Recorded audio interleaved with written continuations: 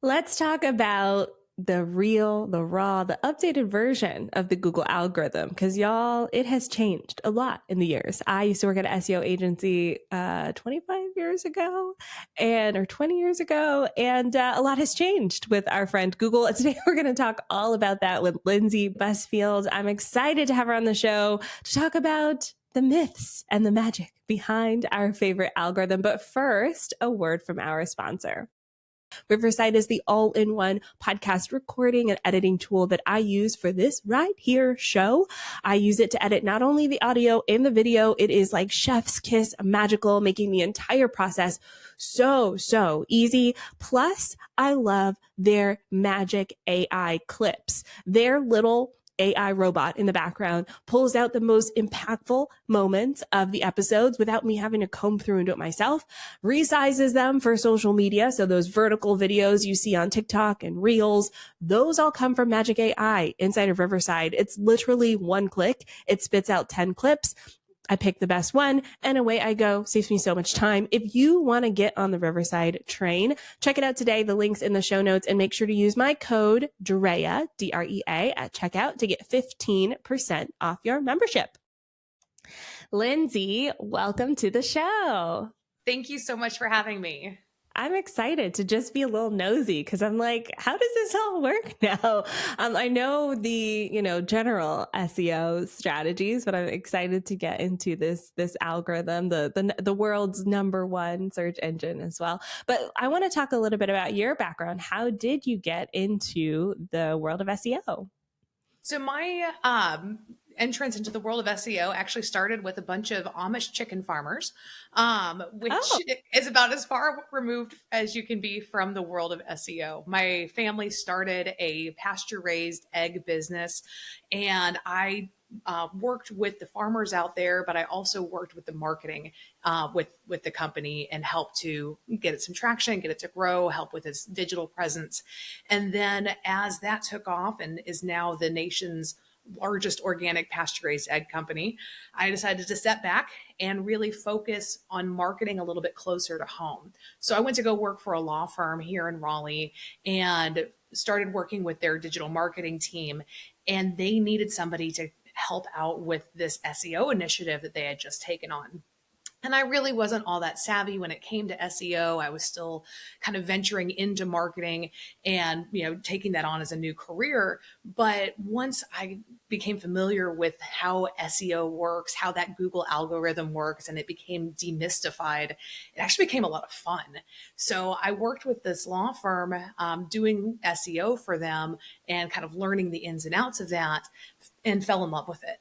And then happened to meet my now business partner, Len, who had an SEO agency that exclusively worked with law firms, and it seemed like a dream come true. So about 7 years ago, I partnered with Len, and now I'm at Optimize My Firm, and I'm the vice president here and doing my dream job of doing SEO for law firms. Oh my gosh, from chicken farmer to law firm SEO business owner. I love it. I love it. You never know where life's going to take you. Life takes you up all the ups and downs. So for those who are new to SEO, can you give us a quick definition? So SEO is search engine optimization. And usually by the time I finish that last syllable, people's eyes just kind of glaze over. So really, in a nutshell, what SEO is I work with your website to make it rank highly on Google. So if somebody is looking for a law firm, somebody has just been in a car accident and they search car accident lawyer near me, I work with their website so that it shows up on that first page so a prospective client can actually find that lawyer. And the same is true no matter what business you have. So whether you are working with law firms or a pizza place or any other type of service industry or store, if you have a website that you are using to attract clients, search engine optimization is going to get your website to show up for the search terms that people are using when they're trying to find a product or service like yours. Yeah, I love this because I think a lot of, especially local businesses need to do this so that people can find you. Hello. And I also think it's such a powerful way for businesses to just be strategic about how people are finding them as well. So what is the first thing we should think about when we're thinking about SEO, when we're looking at our website and we're like, I want people to find me, where do we start? So I think you have to start with thinking about what is Google looking for. And people think about SEO and like all this technical metadata and like alt tags and descriptions and stuff, and all that is quasi important, but it really doesn't matter. What Google is looking for time after time, no matter what algorithm change happens, they're looking for good content. So they're looking for your website to have information that is relevant for the people who want your product or service. So having content on your website that is informative and accurate and reputable is what Google is after. So that's 80% of it. And the other 20% of that is gaining a reputation for being an authority in your market. And you do that by attaining quality backlinks. And that's another one where people's eyes kind of glaze over. But in a nutshell, a backlink is getting a mention of your site from another website. So it's like if somebody is quoting you, then that is giving you a little bit more authority. So when another website quotes your website and links back to it, that gives your website more authority. So Google trusts it a little bit more, trusts that content a little bit more. And that's all SEO is. That's it. Oh, yeah. I knew about the backlinks thing. Honestly, I get the spam emails all the time where people are like, can I put links on your website? And I'm like, I'm just deleting this. Like, Is that bad for my website if I do that? Right, right. And there are a lot of websites out there that do that they monetize their websites by selling backlinks. And that is one way to get links. And there are, some other more organic ways to get backlinks that are a little bit more reputable, that actually give your website a little bit more credibility than just buying links. But yeah, there are a few ways to go about doing that. But most of the sites that are either trying to put a link on your website or sell links to you, probably not something that you want to engage with. Yeah, it feels like those fake magazine sites too, where it's like, oh, do you want to be in our magazine? We'll feature you on the front page, and then you're like, yes, and they're okay to give me all your money. Like you're like, oh, never mind. Yeah, okay, I totally see that.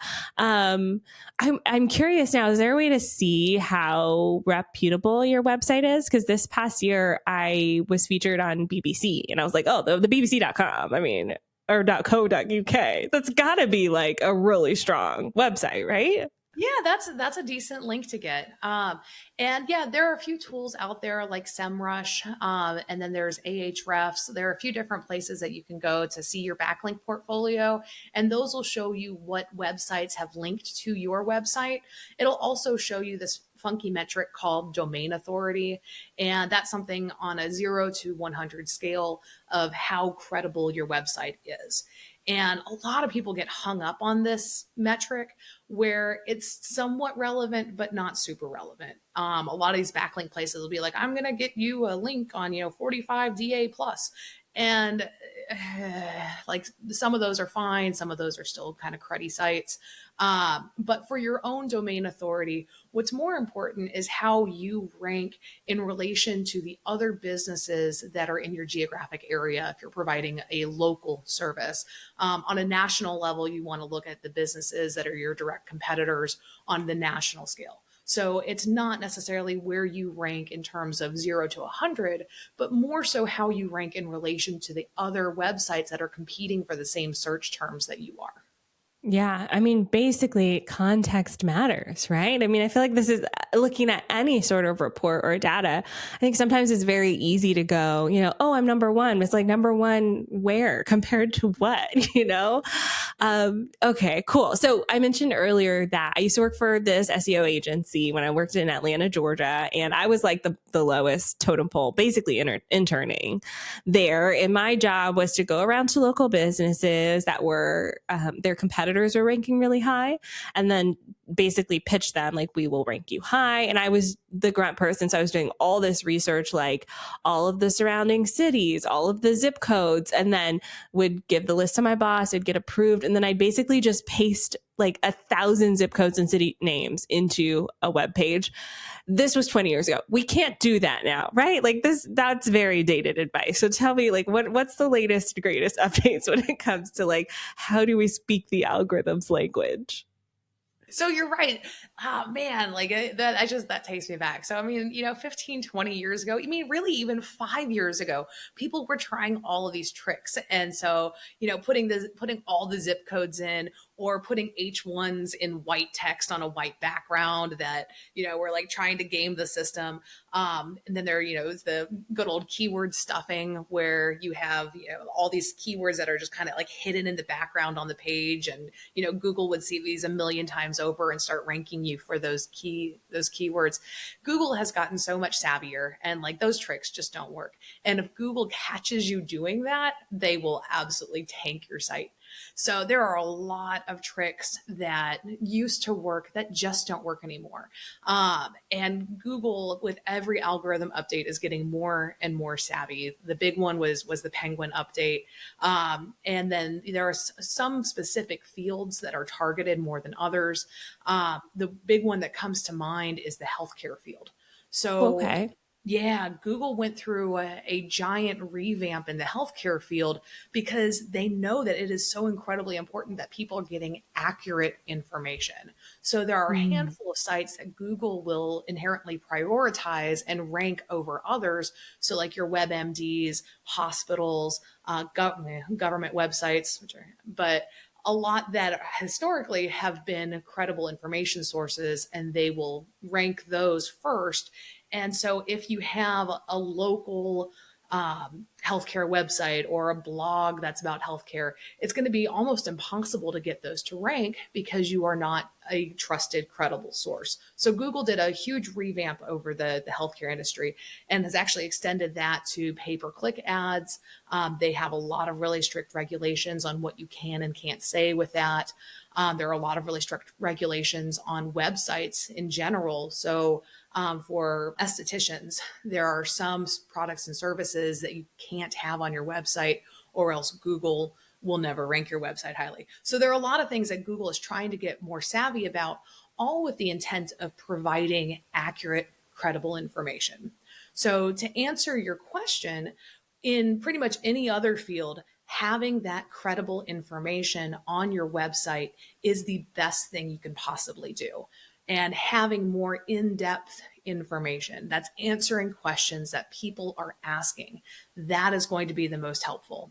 And then if you want to get into some more depth there, looking at topics within your certain sector that haven't been covered a million times over by your competitors is going to be some low-hanging fruit that you can use to get people to actually come and visit your website, because you'll automatically rank higher if there's not as much competition. Wow. Yeah. I mean, honestly, to me, this goes to like the human experience of it all. Like, as a person who goes to Google and types in like toddler dinner recipes, I want the most reputable ones to hit the top, and not the person who's like trying to game the system, which is interesting.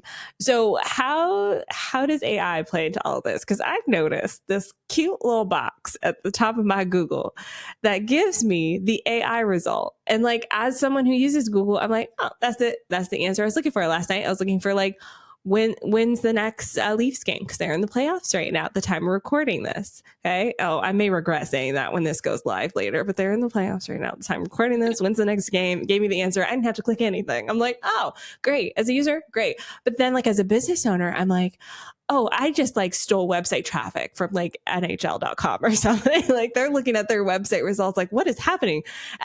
This is bad, right? Or is it good? No, this is not bad at all. Oh, okay. So, no, this is actually a really great thing, because you have to look at the intent of a user search. So let's say you are wanting to find out when the next game is, and you type in, when is the next game? That's going to be an informational search. This is some information that you would have otherwise been pulling from another website. That informational search isn't costing them any money, because you weren't going to another website in order to purchase a service or a product. So you are directly able to get whatever information it is that you're needing. And what Google is doing and how they're generating that response is they're pulling from some of the most credible websites out there. So this is information that's probably coming from the first or second page of the Google search results, and they are cross-checking the answers against each other and pulling this information together, synthesizing it, and presenting what they believe to be the most accurate piece of information. It is not always accurate, so I will put that in there as well. Sometimes Google does just give really bad answers because they're pulling from information that's not always 100% accurate. They can only pull from information that's available on the internet that is in line with what their algorithm is looking for in terms of being inherently trustworthy. Also, there have been some issues with the AI hallucinating answers. So sometimes it'll just make something up out of thin air. And this has been really well documented and is kind of problematic. And we've seen this in the law industry a few times, and there have been some big issues. But Google in that section is really just pulling from the information that it has available on other websites. Wow. I mean, I'm a huge proponent of AI. I love it, especially as someone who I use ChatGPT and Gemini daily. It's like embedded into everything I do, but I can't help but get a little nervous for the blogger who was like on page 2 anyways. What are the hockey results, or like a hockey blogger? I'm never going to see that now. What does that person do to try to still get search traffic to their website? That's a really good question. And I guess it depends on what the purpose of their website is. So yes, it could be challenging if somebody is looking for the time of the next game, would have otherwise gone to that website and said, oh, here's the next game. By the way, let me continue searching through this website and go down the rabbit hole and maybe, click on an affiliate link or, some other monetizing feature on that blog. And yeah, that could be problematic. But my assumption would be is that for somebody who is looking for that information and looking to go down that rabbit hole, they're going to get the information they need. And then they're going to still look for a website that's in line with the type of article or information that they're looking for. Otherwise, it's somebody who probably was just looking for this information and will probably X out of it once they have it anyway. Yeah. Okay. Yeah. And I think that is, again, the human experience of it all is we kind of have to think about the human behind the search, right? Like that person's experience. What is it like? This reminds me of, so I mentioned recipes a few times because whenever I go to like the recipe site, I'm instantly scrolling past like the story. Just give me the recipe. And I feel like that's really what it is. It's like, just give me what I came to search for and like, let's cut out the fluff, which again, like as the blogger, as the business owner, we kind of wanted that, for the person who, happens to click on something. But this really is creating just a better user experience all around. The hallucinations aside, I think it could be a better thing all around. But the other thing that I'm so curious about is search within some of these tools like a Gemini, like a ChatGPT. People are saying now, I found a coach that way, or I found, I bought a product because that recommended it. Are there things that we can do to enhance our rankings in AI tools? Sure. And it is really looking at kind of the same algorithm features that Google is already looking at. So AI is only going to be able to recommend somebody if Google believes that they're a credible source in that particular domain. So the more that you can do to boost your credibility by creating those backlink relationships, and the more content you have on your website that points to you as being an expert or a source, a trusted source for this type of information, then Google will be able to figure out who you are, where it is that you're providing this service, and whether or not you have the experience and expertise to be able to be a credible source for the people who are searching for it. And so this is the true, whether it is a law firm that you're looking for or the best pizza place in town, having that content and having the domain authority as established by the backlinks, that's all going to work together to improve your odds of showing up as a recommended service provider within AI. Yeah. Okay, great. So someone who's listening to this podcast episode and they're like, I love everything that Lindsey is saying. I want to optimize my website. I don't know where to start. Where do I start, Lindsey? What's one thing that I can do today to help the search engines help people find me? Write content. So in your free time, just sit down and write content. Write content about whatever it is that people are using as a search term to find a product or service like yours. So if somebody is, let's say, a lawn care provider, write content about the different types of services you provide within your lawn care business. So about mowing or about stump removal or about tree trimming, write pages about all that different type of content. And one place that you can go to find topics to write about, one would be AI, ChatGPT. Another thing that you could do is write in to Google lawn care service provider. And then on that search result page, there's the people also ask.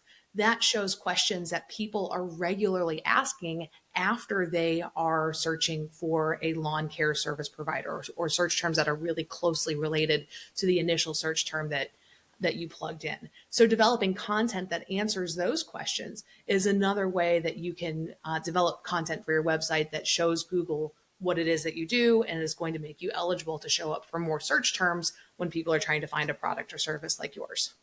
Yeah, I love the people also search for thing, because I think sometimes we try to just think up like what are people asking, but like you could just literally go to the tool and it'll give It's you right the there. answer. I love that. Google I will love tell that. you what to write. It's all right there. Yeah. Well, do you have an example you can share of your company or maybe a client where you applied all of this amazing SEO expertise and got a good result from it? I mean, all of our clients. And I know that sounds really biased, but let me think about this. There's a client that we've been working with out in California for about 10 years now, and he started off his law firm with him and a couple of other attorneys, a very small practice, but had this ambition to grow and trusted the process and invested in SEO, developed the content, built the backlink relationships, and is now one of the largest personal injury attorneys in the state of California, just by following these practices, developing that content, and really nourishing those online relationships to give his website and now websites more credibility so that Google sees him as a trusted authority and shows up throughout the state for personal injury. Oh, wow. I Yeah. love this. In Yeah. 10 years too. I think that that's something that people always think like, oh, I'll work on SEO today and I'll help my business tomorrow. But like, this is a long-term strategy. Like, it's not just, do something today for tomorrow. It's do something today for 10 years from now. Like, we all want businesses that sustain us for 10 years. I love that. Such a beautiful, beautiful example. Absolutely. And it is one of those things where it's not like you pay for SEO for a month and like boom, faucet goes on. No, it's a long-term relationship. It's just like investing in any sort of ad or PPC or any other marketing strategy. This is a long game thing. And it takes a little bit of time after you first get started because you need to develop that content and Google needs to see you as a trusted authority. So it takes time to build that credibility and start to outrank your competition. And then the other thing that you have to remember is that the other successful businesses in your sector are also running SEO. So it's a constant competition, constant battle for that top ranking position for clients to be able to find you before they find your competition. Yeah. Oh gosh. Yeah, it is. And I think it's always shifting, right? Too. So yeah, you kind of have to stay on top of it. I love that. Okay. So for everyone listening who's like, yes, I want to work with Lindsey, tell us about your company and how we can connect with you. Sure. So my company's Optimize My Firm, and we just do SEO. We just do it for law firms, but I'm happy to talk SEO with anybody who has questions. You can learn more about our practice at optimizemyfirm.com. You can find me on LinkedIn. I'm Lindsey Busfield. I am the only Lindsey Busfield, so I'm really easy to find.